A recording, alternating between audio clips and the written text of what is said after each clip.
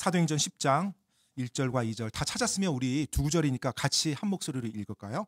가이사랴에 고넬료라 하는 어떤 사람이 있었는데 그는 이탈리아 부대라는 부대의 백부장이더라. 그는 독실한 사람이요 자기의 온 집과 함께 하나님을 두려워하는 사람으로 백성에게 구제물을 많이 주고 항상 하나님께 기도하더라. 아멘. 9장 마지막 부분에는 하나님께서 욥바에서 일어난 일을 우리들에게 말씀해 주고 있습니다. 베드로를 통해서 다비다라는 그 제자를 다시 살려주었죠. 놀라운 기적을 하나님께서 베푸셨습니다. 베드로를 통해서요. 그리고 그 기적을 통해서 욥바에 있는 많은 사람들이 베드로가 선포하는 메시지가 하나님으로부터 왔다라는 것을 확인시켜줬고 그 메시지를 통해서 욥바의 많은 사람들이 예수님을 믿게 되었어요. 정말 놀라운 일이 일어난 거죠. 사도행전 9장 42절 우리가 지난번에 보았던 마지막 구절이었죠. 그 일이 온 욥바 전역에 알려지고 많은 사람이 주를 믿더라. 너무나 아름다운 말이에요. 많은 사람이 주를 믿더라. 이 일이 계속 일어나기를 저는 간절히 바랍니다. 자, 이제 베드로는 욥바에서 바로 떠나지 않고 많은 날을 머물러요. 그런데 성경은 9장을 마무리하면서 그 많은 날을 어디에서 머물렀는지를 설명해 줍니다. 사도행전 9장 43절 말씀이에요. 그 뒤 베드로가 욥바에서 무두장이 시몬이라는 사람과 함께 여러 날을 머무니라. 왜 성경에서는 베드로가 머문 집에 그 사람이 누구인지를 우리에게 말해줄까요? 그 안에 우리에게 말해주고자 하는 의미가 있으니까 하나님이 기록해 주셨겠죠. 그냥 베드로가 욥바에 여러 날 머물더라 이렇게 하지 않았어요. 베드로가 욥바에서 무두장이 시몬이라는 사람과 함께 여러 날을 머무니라 이렇게 말씀하고 있습니다. 여러분, 이 무두장이라는 이 직업은 소위 말해서 오늘날 그 가죽을 다루는 사람이에요. 피역이죠, 피역. 그런데 이 당시에는 무두장이라고 하면 그 동물의 가죽을 직접 벗겼어요. 그리고 그 가죽을 이제 처리를 해서 이제 여러 가지 이제 만드는 데 사용했던 거죠. 생각해 보면 이 당시 뭐 플라스틱이라든지 여러 소재들이 개발이 안 됐잖아요. 많은 물건들이 가죽으로 이루어져 있었어요. 뭐 일단 신발, 대표적으로 샌들, 가죽이죠. 그리고 포도즙을 담는 부대도 가죽이었고요. 뭐 허리띠, 또 심지어 종이가 없었으니까 양피지, 이것도 가죽입니다. 그리고 천막, 이 다 가죽이에요. 그러니까 가죽이 굉장히 많이 사용됐죠. 그래서 이 무두장이라는 직업을 가진 사람들이 동물의 그 가죽을 벗겨서 그래서 그것으로 가죽 제품을 만들었던 것입니다. 그런데 유대인들에게 있어서 죽은 동물의 사체를 만지는 것은 부정한 일로 여겨졌어요. 레위기 11장에 보면 이렇게 나와 있습니다. 짐승이 죽었을 때 그것의 사체를 만지는 자는 저녁까지 부정할 것이요. 또 그것의 사체를 옮기는 자도 자기 옷을 빨 것이요 저녁까지 부정하리라. 하나님의 말씀을 지키는 유대인에게 있어서 죽은 동물의 사체를 만지고 그 무언가를 한다는 것은 부정한 일로 여겨졌기 때문에 사람들이 이 무두장이라는 직업 또 그 무두장이와 함께 있는 것을 꺼려했죠. 그래서 소위 말해서 이 당시 천대받는 직업이었어요. 유대 사회에서요. 왜냐하면 그게 정결한 직업이 아니라고 여겨졌기 때문에요. 자, 그러면 여러분, 무두장이가 죽은 짐승의 가죽을 벗기고 아니 매일매일 죽은 짐승 사체를 만져야 되잖아요. 그래서 사람들이 그 무두장이의 어떤 그 집에 거하는 것을 다 꺼려한 상태였습니다. 사도행전 그 10장 6절에 보면 이 무두장이의 집이 바닷가에 있었다고 합니다. 잠시 후에 나올 텐데요. 바닷가에 있으니까 여러분 어떤 생각이 드세요? 아침에 일어나면 바다가 보이는 아름다운 별장이 생각나십니까? 이 당시에는 바닷가의 집이 별장 개념이 아닙니다. 도심 안에, 성 안에 사는 사람들이 주요한 사람들이고 유력한 사람들이에요. 그러면 도시에서 소외되고 천대받는 사람들이 성 밖에 살아요. 외딴 곳에 살아요. 그래서 바닷가에 산다는 것은 성 밖에서 외딴 곳에서 살았던 소외된 자라는 그런 이미지로 여러분 이해하셔야 됩니다. 즉, 이 사람의 직업은 유대 사회에서 존귀하게 받아들여지는 직업이 아니었어요. 그리고 율법에 따르더라도 그 사람과 친밀하게 지내는 것을 유대인들은 꺼려했습니다. 바로 그 무두장이의 집에, 시몬이라는 사람의 집에 누가 들어갔어요? 베드로가 들어간 거예요. 일단 여러분, 무두장이 입장에서 한번 생각해 볼게요. 무두장이 시몬의 입장에서, 자, 무두장이 시몬의 입장에서 베드로가 자기 집에 들어와서 기거했다는 것은 어떻게 했다는 거예요? 본인이 자기 집을 베드로에게 개방했다는 거잖아요. 베드로가 무두장이 시몬의 집에 거하기 위해서는 두 가지 조건이 있어야 돼요. 무두장이 시몬이 자기 집에 초대를 해야 되고, 그리고 두 번째, 베드로가 그 초대에 응해야 되죠. 이것이 돼야 둘이서 함께 그 집에서 거할 거 아니에요. 그럼 무두장 입장에서 여러분 생각해 보세요. 베드로를 자기 집에 기거하게 했단 말이에요. 이 당시 베드로가 복음을 전하고 예수님을 선포해서 많은 사람이 예수님을 믿었습니다. 요빠 지역에 있던 유대인들이 좋아했을까요? 싫어했을까요? 좋아했을 것 같아요? 싫어했을 것 같아요? 유대인들은 싫어했죠. 유대인들은 예수님 선포에 대해서 이를 갈았습니다. 그래서 사울이 예수님에 대해서 선포했을 때 사울을 죽이려고 했잖아요. 누가요? 유대인들이요. 바로 유대교를 흔드는 이단 종파라고 생각했기 때문에 그래요. 그래서 그것 때문에 사울이 다마스커스에서 피할 수밖에 없었고, 심지어 예루살렘에서도 피할 수밖에 없었고, 이 당시 사울은 아마 다소해가 있었을 겁니다. 왜요? 자기를 죽이려고 하는 유대인들 때문에요. 자, 그럼 여러분, 요빠에서 예수님을 전해서 사람들이 믿었어요. 그럼 요빠에 있는 유대인들이 가만히 있었을까요? 아니죠. 베드로에 대해서 안 좋은 눈으로 바라봤을 거예요. 그렇다면 그 베드로를 자기 집에 머물도록 초대한 이 무두장이 시몬은 예수님을 믿은 사람이었을까요? 안 믿은 사람이었을까요? 믿은 사람이죠. 믿지 않고는 이 일이 일어날 수가 없습니다. 믿지 않고는 오히려 베드로를 죽이려고 하고 베드로를 핍박하려고 했죠. 자기 집에 거하도록 했다는 것은 이 무두장이 시몬도 예수님을 믿었다는 이야기예요. 그리고 예수님을 믿었을 뿐만 아니라 복음을 전하는 베드로를 위해서 자신이 돕고 희생하겠다는 각오가 있어야 자기 집에 불러올 수 있어요. 생각해 보세요. 유대인들이 그 베드로에 대해서 멸시하고 베드로를 대적하는데 그 가운데 그 사람을 자기 집에 초대해서 여러 날 머물게 한다는 것은 그 모든 것을 자기가 감당하겠다는 거잖아요. 자기 집의 손님으로. 그렇죠? 즉 무두장이 시몬의 입장에서도 복음을 선포하는 베드로를 자기 집에 초대했다는 것은 큰 결단이었어요. 그리고 자신에게 닥칠 수 있는 어떠한 손해라든지 어떠한 핍박이라든지 그 희생도 감당하겠다는 거였어요. 왜요? 복음을 전하는 사람을 내가 함께 하겠다는 거였거든요. 멋진 사람 아닙니까? 그런 측면에서 볼 때 용기가 있었고 믿음이 있었던 사람이었어요. 자, 이제 베드로 입장에서 볼게요. 베드로 입장에서 보면 무두장이 시몬이 구원받은 그리스도인이에요. 자기 집에 와서 기거해도 된다고 합니다. 그런데 유대 관습에 따르면 이 무두장이 집에 거하는 것은 별로 좋은 일이 아니에요. 왜냐하면 부정한 사람과 함께 내가 거해야 되거든요. 그러니 유대인으로 자랐던 베드로 입장에서 그게 달가운 제안은 아니었을 거예요. 그런데 그 사람이 누구예요? 구원받은 그리스도인이에요. 구원받은 그리스도인. 믿음 안에 형제가 된 사람이에요. 그런데 그 사람이 자기에게 자기 집에 와서 기거해도 된다고 해요. 베드로가 그 사람의 집에 가기 위해서는 사실 베드로 입장에서도요, 그동안 유대인으로 자라면서 자기가 가져왔었던 유대 전통과 관습을 어느 정도는 내려놔야 그 복음의 진리 앞에 그 집에 들어가서 기거할 수 있어요. 안 그러면 유대인인데 부정한 사람과 함께 지내네? 이런 말을 들을 수 있거든요. 즉 베드로 입장에서도 무두장이 시몬의 집에 거한다는 것은 유대 전통과 관습을 내려놓는 결단이 있어야 그 집에 들어가서 그를 그리스도 안의 형제요 믿음 안의 지체로 같이 대하며 교제한다는 거예요. 바로 그 일이 베드로에게 일어났던 겁니다. 즉 베드로와 무두장이 시몬 둘 다 하나님을 믿는 믿음 안에서 복음 안에서 이들이 함께 기거할 수 있었다는 거예요. 그냥 뭐 아는 사람이니까 와서 자세요. 뭐 내가 편히 베풀어 줄게요. 이런 개념이 아닙니다. 그 양쪽에서 서로에게 있어서 그들의 결단과 복음에 대한 순종이 있었다는 것입니다. 자, 이제 주님께서는 그 베드로가 무두장이 시몬의 집에서 여러 날을 기거하도록 하면서 그 다음 일을 예비시키고 있었어요.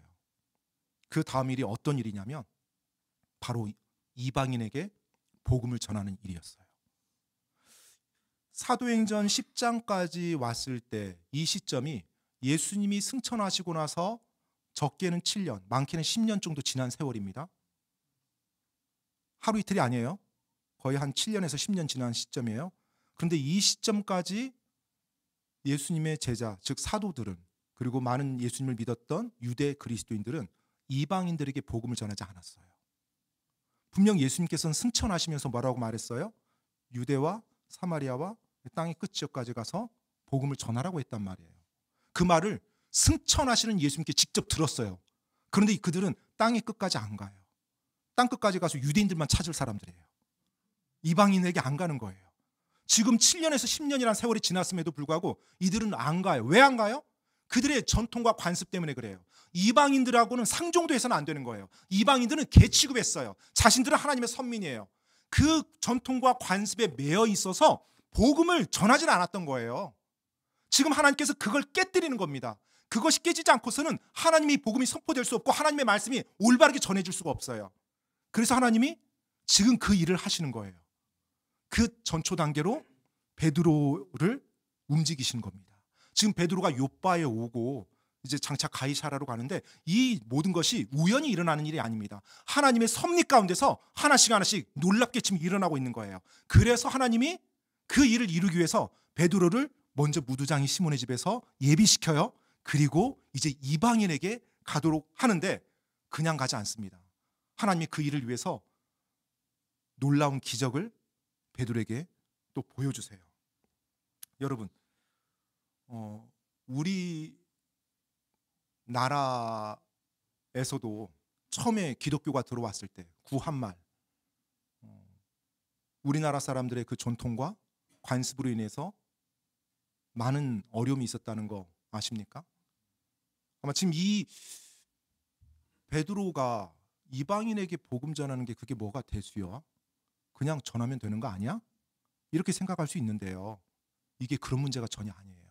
그러니까 지금 10년 가까운 시간 동안 이방인에게 복음을 안 전했잖아요. 약간 좀 비슷한 예라고 좀 저는 생각이 드는데 초기 우리나라에 들어왔던 선교사님들, 그분들의 기록에 따르면 언더우드 선교사분이 이런 말을 했대요. 초기 조선의 선교 활동 중 가장 강력한 도전이 됐던 부분은 신분의 벽을 허무는 것이었습니다. 그러니까 당시 구한말 조선시대에 뭐가 있었어요? 신분제도가 있었잖아요. 상민이 있었고 중인이 있었고 양반이 있었고 노비, 천민이 있었고. 그런데 그들이 예수님을 믿는 거예요. 그리고 믿음 안에 형제 자매가 되는 거예요. 자, 그러면 믿음 안에서 차별이 있습니까? 없죠. 그런데 조선시대에 그 차별이 있었단 말이에요. 구원받고 나서도 그들이 그 전통과 관습을 계속 붙잡고 있었던 거예요. 그래서 한 번은 선교사 아펜젤러가 이런 말을 했어요. 자기가 말씀을 전하려고 주일날 이제 예배를 곧 인도하려고 하는데 상민 출신의 믿는 성도가 앞자리 와서 딱 앉은 거예요. 그러니까 잠시 후에 양반 그리스도인들, 양반 성도들이 몇 사람이 딱 오더니 상민 출신의 그리스도인이 앞자리에 앉은 걸 보고 굉장히 화를 내면서 예배장을 떠나요. 어떻게 감히 상민이 앞자리에 앉냐고. 아펜젤러 선교사가 그 양반 그리스도인들을 잡지 않고 그대로 예배를 인도했다고 그런 기록이 있어요. 아마 약 100여 년 전 우리나라에 처음에 복음이 들어오고 또 선교사님들이 와서 교회를 시작했을 때 어쩌면 이 유대인들과 비슷한 그런 체계가 우리의 전통과 관습에 사로잡혀 있을 거예요. 근데 슬픈 건 뭐냐면 복음을 믿고 예수 그리스도를 믿은 그리스도 안에 형제되고 자매된 사람들이 여전히 그 전통과 관습에 쩌들어서 그들 안에 복음을 제한시켰다는 겁니다. 자신들은 구원받았어요. 그런데 관습과 전통 안에 자기 자신을 묶어둠으로 하나님의 그 복음이 자유롭게 나가지 못하도록 한 거예요. 하나님의 그릇으로 놀랍게 쓰임받지 못했던 것입니다. 왜요? 전통과 관습에 얽매여서요. 지금 베드로도 그것보다 더하면 더했지 절대 덜하지 않습니다. 오히려 더 심했을 거예요. 유대인들이 이방인들을 바라보는 그 관점과 그들을 대하는 자세는요. 그런 가운데 하나님께서는 그걸 깨뜨리는 겁니다. 자, 오늘 그 깨뜨리는 사건이 사도행전 10장에 나온 거예요. 그리고 이때부터 이제 비로소 복음이 이방인들에게 자유롭게 선포되기 시작하는 겁니다. 엄청난 일이에요. 엄청난 일. 그런데 우리는 그냥 사도행전 10장 보면서 그냥 넘어가죠. 뭐 이방인에게 뭐 복음 전하는 게 뭔 대수람? 대수입니다. 엄청난 대수예요. 이들에게 있을 수 없는 일이 지금 일어난 겁니다. 그래서 하나님은 그들에게 기적을 베푸셔서 그 일을 이뤄 나가세요. 자, 사도행전 10장 1절로 2절 말씀입니다. 가이사랴에 고넬료라 하는 어떤 사람이 있었는데 그는 이탈리아 부대라는 부대의 백부장이더라. 그는 독실한 사람이요 자기의 온 집과 함께 하나님을 두려워하는 사람으로 백성에게 구제물을 많이 주고 항상 하나님께 기도하더라. 이제 고넬료라는 사람이 등장하는데 이 사람이 어디에 살았다고 그래요? 가이사랴에 살았대요. 가이사랴는 요빠에서 약 북쪽으로 50km 정도 떨어진 도시였어요. 해안 도시입니다. 요빠도 해안 도시였고 가이사랴도 해안 도시였어요. 약 50km가 떨어져 있습니다. 자, 이 도시에 로마 총독부가 당시 있었어요. 그러니까 유대 사회가 당시 로마에 정복당한 상태였죠. 로마 총독부가 있었습니다. 로마 총독부가 있었으니까 뭐가 있었을까요? 당연히 로마 군대가 주둔하고 있었어요. 그 로마 정예병을 인도하는 백부장이 고넬료였어요. 여러분, 나중에 이제 우리가 보겠지만 성경을 좀 읽어보신 분들은 알 거예요.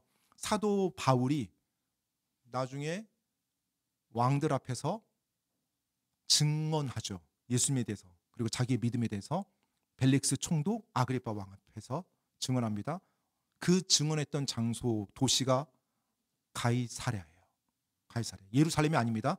예루살렘에서 암살당할 위험이 있자 로마 총대장이 바울이 유대인이면서 로마 시민권자라는 걸 알고 그를 보호해야 되기 때문에 바울을 데리고 피신한 곳이 어디예요? 가이사랴예요. 왜 가이사랴로 피신했어요? 거기 로마 총독부가 있고 로마 군이 주둔해 있었거든요. 훨씬 안전하고 어떤 폭동이나 테러 세력으로부터 지킬 수가 있었거든요. 그래서 가이사랴로 데려간 거예요. 그리고 그 가이사랴에서 아그리파 왕과 벨리스 총독 앞에서 그가 증언했던 거거든요. 바로 그 도시가 가이사랴. 그곳에 로마 정예군을 이끄는 백부장이 누구예요? 고넬료. 소위 말해서 오늘날로 따지면 잘 나가는 사람이었어요. 잘 나가는 사람, 그리고 이렇게 굉장히 뭐랄까요, 승진하기 좋은 그 위치에 있었던 사람, 그 사람이 고넬료였습니다. 그런데 이 고넬료가 누구라고 말하고 있어요? 2절에서 보니까 독실한 사람이요 자기의 온 집과 함께 하나님을 두려워하는 사람으로 백성에게 구제물을 많이 주고 항상 하나님께 기도를 했다고 말하고 있어요. 일단 독실한 사람, 독실하다고 말할 때는 꼭 하나님을, 예수님을 믿지 않아도 독실하다는 표현을 사용할 수 있습니다. 모든 종교인들에게는 사용할 수 있어요. 즉 자기가 믿는 것에 대해서 진실되고 헌신되면 독실한 거예요. 그러니까 불교도도 독실할 수 있어요. 자기가 믿는 불교 교리에 헌신돼 있으면 독실한 겁니다. 또 뭐 유대교도 마찬가지고 힌두교도 마찬가지예요. 다 독실할 수 있어요. 즉 독실하다는 것은 자기가 믿는 종교, 자기가 믿는 신앙에 대해서 진실되다고 그리고 헌신된 삶을 산다는 그 의미입니다. 그러면 이 고넬료는 유대교의 하나님을 믿었어요. 근데 하나님을 어떻게 믿었다는 거예요? 진실되게 믿었다는 거예요.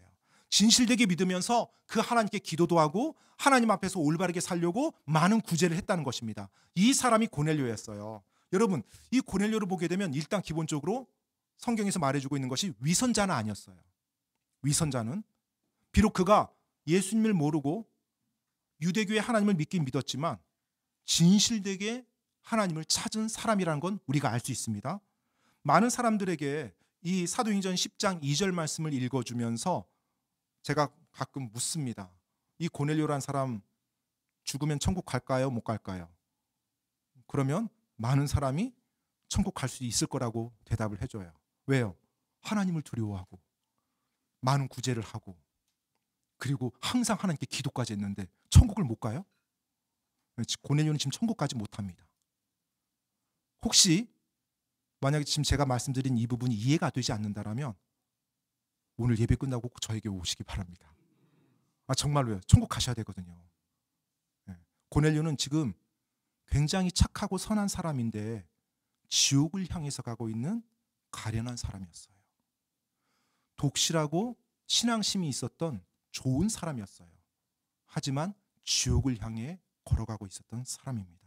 왜냐하면요, 아직 죄 문제를 해결하지 못했어요. 많은 유대교를 믿는 유대인들과 같이 죄 문제를 해결하지 못하고 그저 하나님만, 하나님의 존재만 인정하고 하나님을 경외하고 하나님을 믿었지만 죄를 어떻게 해결해야 되는지 그것을 모르고 살았던 사람입니다. 자, 이 고넬료에게 이제 하나님께서는 베드로를 보내셔서 그 놀라운 구원의 메시지를 듣게 합니다. 자, 사도행전 10장 3절로 6절 말씀 보겠습니다. 하루는 낮 9시쯤 되어 그가 환상 속에서 하나님의 천사가 자기에게 들어와 자기에게 고넬료야 하고 말하는 것을 분명히 보매 고넬료가 그를 바라보고 두려워하며 이르되 주여 무슨 일이니까 하므로 그가 고넬료에게 이르기를 내 기도와 내 구제가 올라와 하나님 앞에서 기억되었으니 지금 사람들을 요바로 보내어 베드로라 하는 시몬을 부르라. 그가 무두장이 시몬이라는 사람과 함께 묵고 있는데 그의 집은 바닷가에 있느니라. 내가 해야만 할 일을 그가 내게 말하여 주리라 하더라. 자, 이제 3절에 보니까 낮 9시쯤 되어서 환상 속에서 하나님의 천사가 고넬료에게 말을 합니다. 자, 낮 9시라고 합니다. 여러분 참고로 신약 성경에 나오는 유대 그 시간을 좀 말씀드리면 유대 시간은 아침 6시부터 저녁 6시까지가 낮 시간입니다. 그래서 아침 6시가 0시로부터 시작돼요. 0시부터. 그러면 지금 낮 9시라고 하면 몇 시일까요? 6시간을 더하면 돼요. 15시가 되는 거죠. 그럼 오후 3시예요. 그렇게 이해하시면 됩니다. 자, 신약 성경에 나오는 유대 시간은 아침 6시가 0시부터 시작된다고 이해하시면 오늘날 시간으로 어느 때쯤이구나 쉽게 이해가 될 거예요. 오후 3시경에 환상 속에서 천사가 나타나서 고넬료에게 말합니다. 사실 기적적인 방법이죠. 기적입니다. 기적. 그러면서 뭐라고 말해요? 너의 기도와 너의 구제가 올라와 하나님 앞에서 기억되었다고 말합니다. 즉 고넬료가 기도하고 고넬료가 구제했던 것, 이것이 고넬료의 진심에서 나온 거라는 거예요. 비록 그가 아직 예수님을 모르지만 그의 죄 용서 받지는 못했지만 그의 기도는 진실됐고 그의 구제는 진실됐어요. 복음서에 보면 이 당시 많은 유대인들은 그들의 기도와 그들의 구제에 있어서 진실되지 않고 위선적이었거든요. 그래서 예수님이 그들을 꾸짖었거든요. 기도하는데 사람들 앞에 자기를 드러내기 위해서 기도하고 구제를 하는데 사람들 앞에서 자기를 드러내기 위해서 구제를 했어요. 그런데 고넬료는 그 유대교의 하나님을 믿으면서도 하나님을 바라보며 기도했고 하나님을 바라보며 구제했다는 것을 지금 성경은 말해주고 있어요. 그리고 그 기도와 그 구제가 진실되었기 때문에 하나님이 그를 불쌍히 여기고 은혜를 베풀어 주신 겁니다. 그래서 그에게 복음을 전할 수 있는 사람을 보내준다고, 즉 가서 베드로라는 사람을 불러오라고 그렇게 놀라운 기적적인 방법으로 말을 전해주고 있어요. 그런데 여러분 이 부분에서 한번 보면 지금 천사가 환상 속에 나타나서 어떤 말을 해줬어요?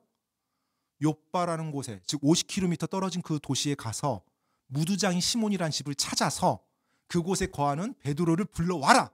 그러면 그 베드로가 너에게 해줘야 될 말을 꼭 해줄 것이다. 이 말했잖아요.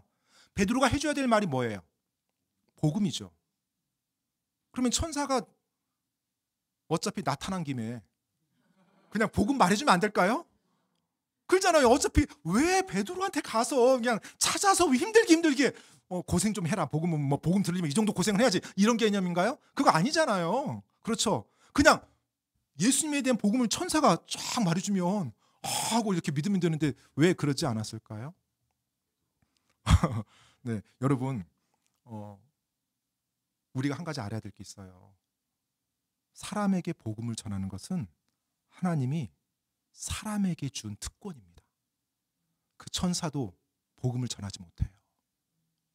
복음은 사람만이 전할 수 있어요. 그게 바로 하나님이 우리에게 베풀어 주신 은혜입니다. 그래서 하나님은 천사를 통해서 복음 전하지 않습니다. 복음을 듣게끔 천사가 도울 수는 있어요. 하지만 그 복음은 반드시 사람을 통해서 전하게 해줬어요. 그래서 여러분 기억하십시오. 여러분이 이 땅 살아있는 동안 복음을 전하는 건 여러분에게만 주어진 특권이에요. 천사가 아무리 그걸 흠모하더라도 천사는 복음 전하지 못해요. 왜 하나님께서는 사람을 통해서 복음을 전하게 했을까요? 아마 놀라운 섭리가 그 안에 있을 거라고 생각이 돼요. 그런데 복음은 사람을 통해 전했을 때 여러 가지 이유 중에 한 가지만 생각해 보면 관계이기 때문에 그렇다는 생각이 들어요. 복음을 전해서 그 사람이 믿었어요. 그럼 그 사람이 뭐가 돼요? 하나님의 자녀가 돼요. 그리고 이 땅 사는 동안 어떻게 돼요? 믿음의 공동체 안에 한 지체로 들어와요. 그냥 지식을 알고 어떤 정보를 알고 끝, 이거 아닙니다. 복음을 듣고 구원받은 그리스도인은 믿음의 공동체 안에 들어와서 미리 구원받고 그리스도인이 된 그 사람들의 그 돌봄과 또 본과 그 교제 안에서 함께 어우러져 자라거든요. 그래서 우리가 구원받은 사람에게 뭐라고 말해요? 형제라고 자매라고 말하고 믿음의 공동체로 우리가 함께 이렇게 모이는 거고요. 바로 그 믿음의 공동체를 주님께서 이 땅에 세워주신 것이 바로 교회거든요. 굉장히 중요한 곳입니다. 그래서 이 교회 안에서 올바르게 복음이 선포돼야 되고 올바르게 말씀이 선포돼야 되고 올바르게 믿는 형제와 자매들이 주님을 중심으로 아름다운 교제가 이루어져야 돼요.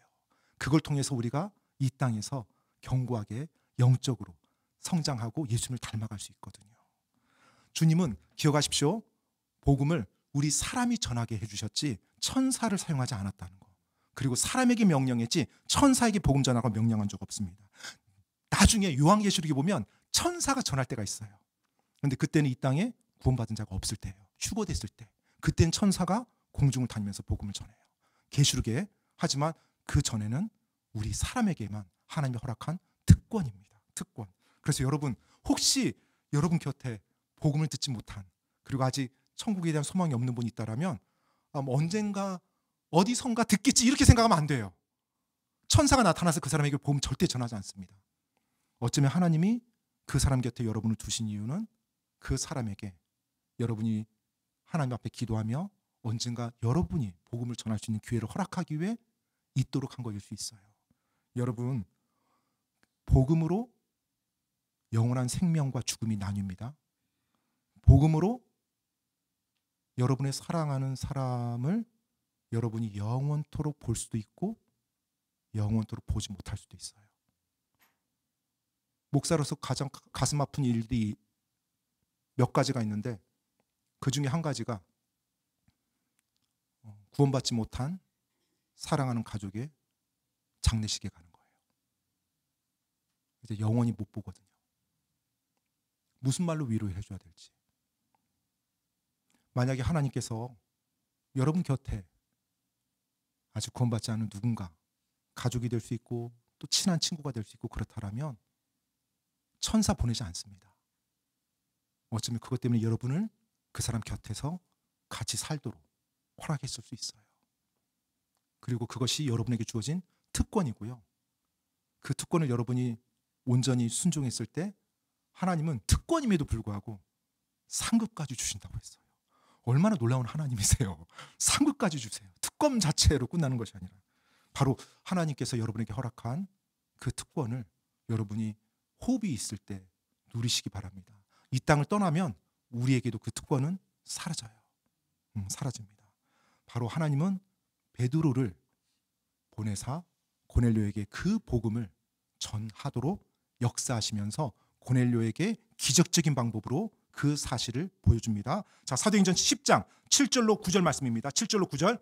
고넬료에게 말하던 천사가 떠나매 그가 자기 집안의 종들 중 2명과 계속해서 자기를 섬기는 자들 중 독실한 군사 하나를 불러 이 모든 것을 그들에게 밝히 알리고 그들을 요바로 보내니라.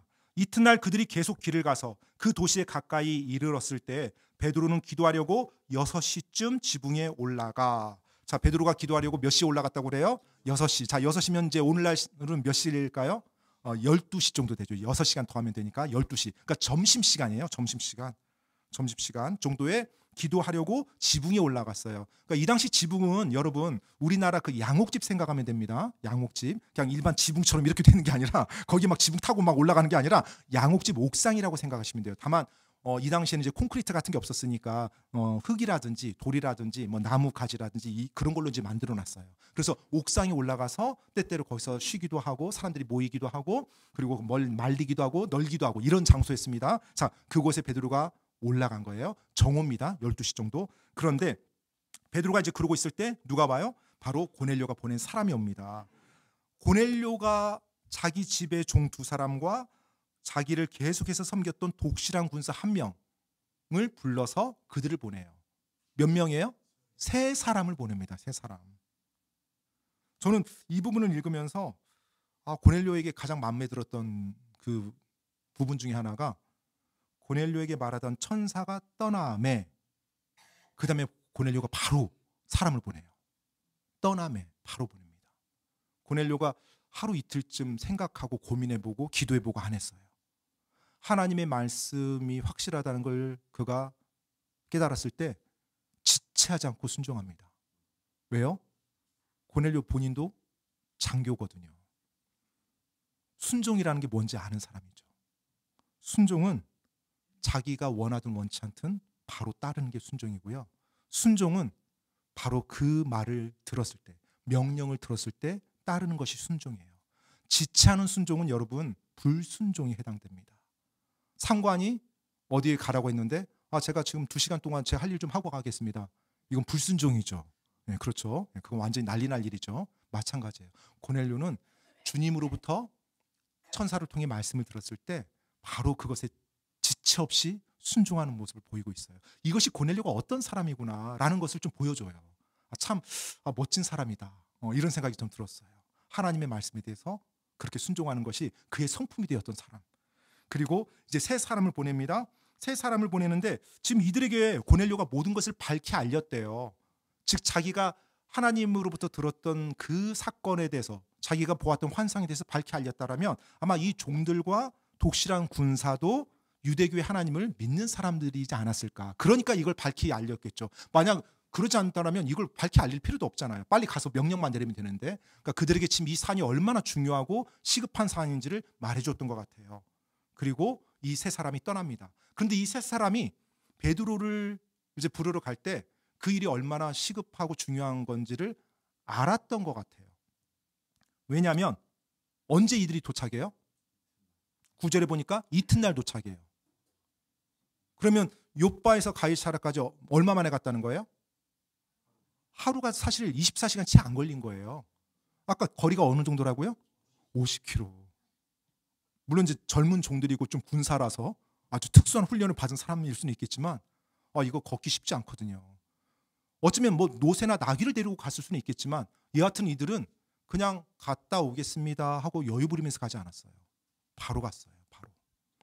하나님께서 여러분의 삶에 무언가 마음에 부담을 주고 여러분이 성경 말씀을 읽을 때 또 하나님의 말씀을 선포되는 걸 들을 때 하나님이 여러분의 마음을 움직이는 것이 있다면 여러분 미루지 마시기 바랍니다. 바로 순종하시기 바랍니다. 그것이 우리가 해야 될 올바른 것입니다. 고넬료도 마찬가지고 지금 이 고넬료의 집안에 이 세 사람도 마찬가지고요. 만약에 고넬료가 며칠을 늦게 했다고 생각해 보세요. 욥바에 갔더니 베드로가 그 집에 없을 수도 있잖아요. 없을 수도. 그렇죠. 바로 순종했을 때 하나님의 그 섭리와 그 하나님의 기가 막힌 타이밍이 양쪽에서 다 들어맞는 겁니다. 그래서 놀라운 일이 일어나요. 자, 이제 그들이 쫙 들어갔을 때 이제 베드로를 만납니다. 베드로를 만나는데 사도행전 10장 10절로 16절 말씀 보겠습니다. 그때 베드로가 어떤 상태인지. 그가 매우 시장하여 먹으려 하였으나 그들이 준비하는 동안 그가 무의식 상태에 빠져 하늘이 열리고 내 귀퉁이를 동여맨 큰 보자기 같은 어떤 그릇 하나가 자기에게 내려오며 땅으로 내려오는 것을 보았는데 그 안에는 땅에 있는 온갖 종류의 네 발 달린 짐승들과 들짐승들과 기는 것들과 공중의 날짐승들이 있더라. 또 한 음성이 그에게 나서 이르되 베드로야 일어나 잡아서 먹으라 하였으나 베드로가 이르되 주여 그럴 수 없나이다. 속되거나 부정한 것을 내가 결코 먹은 적이 없나이다 하니 그 음성이 다시 두 번째 그에게 이르되 하나님께서 깨끗하게 하신 것을 내가 속되다 하지 말라 하더라. 이 일이 3번 이루어진 뒤에 그 그릇이 다시 하늘로 들려 올라가니라. 자, 지금 욥바 무두장이 시몬의 집에서 베드로가 기도하려고 정오에 지붕이 올라갔습니다. 근데 성경에서는 베드로의 상태가 지금 어떤 상태라고 했어요? 매우 시장한 상태였어요. 배가 굉장히 고팠대요. 그 상태에서 기도하려고 갔는데 어떻게 됐어요? 무의식 상태에 빠진 거예요. 혹시 이 가운데 시장에서 무의식 상태에 빠지시는 분 계십니까? 지금 정신이 혼미하신 분 계시나요? 네, 잠시만 정신을 좀 차려주시고요. 자, 여하튼 베드로가 무의식 상태에 빠져서 고넬료처럼 환상을 본 거예요. 그런데 어떤 환상이에요? 이상한 환상이에요. 이상한 환상. 보자기 같은 그릇이 하늘에서 내려오더니 그 안에는 4발 달린 짐승, 온갖 종류의 들짐승, 기는 것, 공중의 날짐승. 유대법에, 유대인들에게 하나님이 주신 법에 부정하다고 말한 그 짐승들이 그 안에 가득 차 있는 거예요. 그런데 한 음성이 나서 그것을 잡아서 먹으래요. 그러니까 베드로가 뭐라고 말해요? 주여 그럴 수 없나이다. 역시 다시 베드로의 모습이 나타났어요. 예수님 앞에서 주여 그럴 수 없나이다라고 말했던 그 모습이 딱 떠올라요. 역시 베드로죠. 예, 주여라는 말을 차라리 하지나 말지. 주여 하고 자기가 주인이잖아요. 그럴 수 없나이다 하고 주님을 막으니까. 그런데 여하튼 이게 베드로였어요. 자, 베드로가 다시 한번 주여 그럴 수 없나이다 라고 말하면서 뭐라고 말해요? 속되거나 부정한 것을 내가 결코 먹은 적이 없나이다. 저는 이 말 보면서 우린 보통 베드로가 어부 출신이잖아요. 그런데 유대인으로 철저한 유대인이었구나 라는 걸 다시 한번 알 수가 있어요. 이제까지 유대인으로 속되거나 부정한 거 한 번도 먹은 적이 없대요. 그렇게 유대 전통과 관습을 철저하게 지키며 자라왔던 사람이 누구예요? 베드로예요. 어부라고 여러분 함부로 보면 안 됩니다. 철저한 유대인이었어요. 그런데 자기에게 그 유대법에 따라서 부정하다고 말한 그 짐승들을 잡아서 먹으라니 주님 저는 그렇게 할 수 없습니다라고 말한 거예요. 그러자 또 한 음성이 나옵니다. 다시 한번 그 음성이 나와요. 하나님께서 깨끗하게 하신 것을 내가 속되다 하지 말라. 이 동일한 환상이 3번 이루어지고 끝납니다. 그리고 베드로가 정신을 차려요. 베드로 입장에서 굉장히 황당했겠죠. 그리고 이것이 어떤 의미인가? 당연히 궁금했을 거예요. 그렇게 궁금해할 때 그 다음 일이 일어납니다. 사도행전 10장 17절로 23절까지입니다. 제가 읽어드리겠습니다. 그런데 베드로가 자기가 본 이 환상이 무엇을 뜻하는지 스스로 의아해할 때 보라, 고넬료가 보낸 사람들이 시몬의 집을 물어보고 문 앞에 서서 사람을 불러 베드로라 하는 시몬이 거기에 묵고 있는지 묻더라.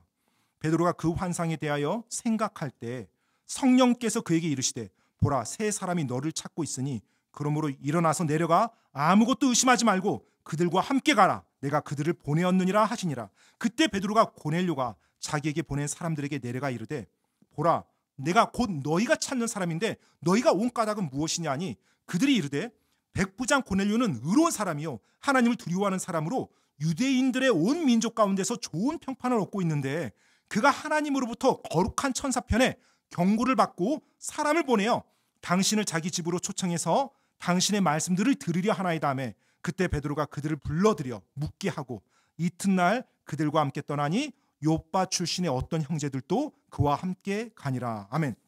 자, 이제 23절에 보니까 베드로가 그 고넬료가 보낸 사람들, 그 이방인들을 따라서 이제 가이사랴로 떠납니다.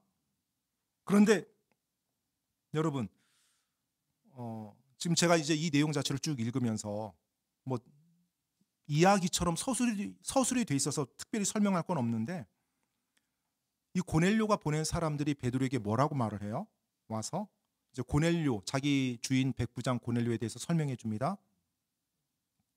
그리고 하나님으로부터 경고를 받았다고 말해요. 그러면서 베드로, 당신을 고넬료 우리 주인님의 집으로 초청해서 당신의 말씀을 들으려 하나이다 라고 말했어요. 이 말을 베드로가 들었을 때 어떠했을 것 같아요, 여러분? 이제까지 부정한 음식은 제가 한 번도 먹은 적이 없습니다. 베드로가 이제까지 이방인 집에 간 적이 있었을까요? 들어간 적이 없었을 거예요.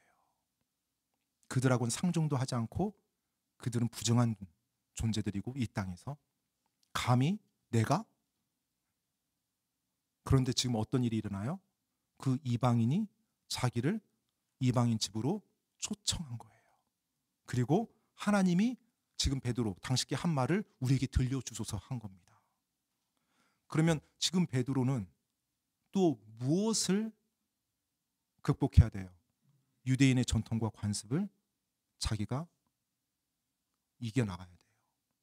유대인의 전통과 관습에 따라서는 말도 안 되는 일을 지금 이 세 사람이 와서 자기에게 요청한 거거든요. 말도 안 되는 소리 하지 마세요. 가세요. 이렇게 말할 수도 있는데 지금 그들에게 가서 복음을 전해야 된다는 것을 하나님이 방금 전에 베드로에게도 환상으로 보여주셨거든요. 그리고 베드로는 무두장이 시몬의 집에 있었던 것처럼 다시 한번 진짜 유대인의 관습과 전통을 내려놓고 하나님이 주신 그 복음 그리고 하나님이 말씀하신 그 명령에 순종해서 그 세 사람을 따라 가이사랴로 떠납니다. 오늘 말씀은 저는 여기까지 하려고 해요. 그런데 여러분, 말씀을 마무리하면서 베드로가 가이사랴로 가는 길이 편했을까요? 편하지 않았을 거예요. 베드로는 알았어요. 자기가 가이사랴로 가서 그 백부장 고넬료 집에 들어가는 순간 자기에게 어떤 일이 일어날지. 수많은 유대인들이 자기를 질타할 것이고 자기를 비난할 것이고 자기를 공격할 것이고 심지어 그리스도인, 유대인 그리스도인들조차도 자기를 공격할 것이었어요.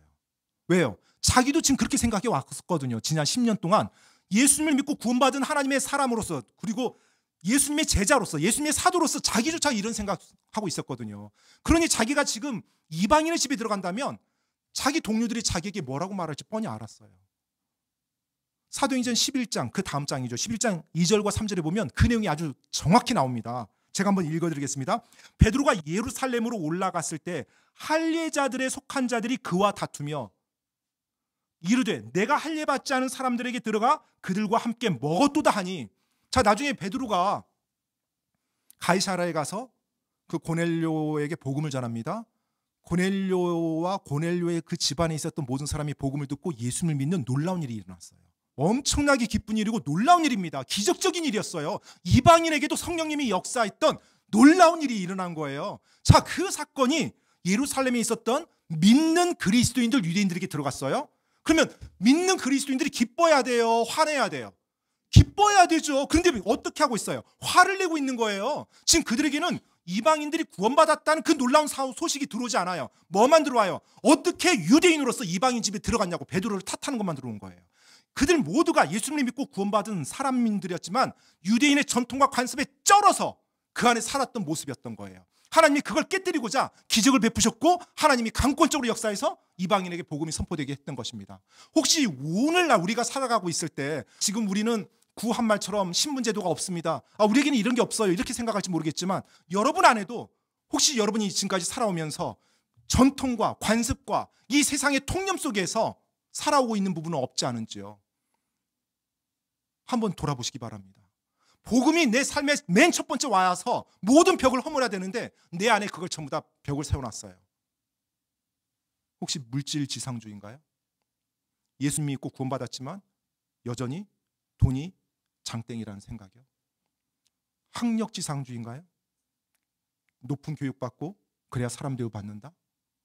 구원받은 그리스도인이 계속 그 생각 속에 살아가고 있지는 않은지요. 또 외모 지상주의인가요? 내 외모는 어떻고 저 사람 외모는 어떻고, 복음 안에서 내가 하나가 돼야 되는 형제자매들이고 또 내가 복음을 전해야 될 상대방인데 이 세상 안에 내가 쌓아온 어떤 관습과 세속적인 통념에 의해서 내 안에 복음이 갇혀있지는 않은지요. 오늘 베드로의 그 모습을 통해서 우리 자신의 모습을 돌아보기 원합니다.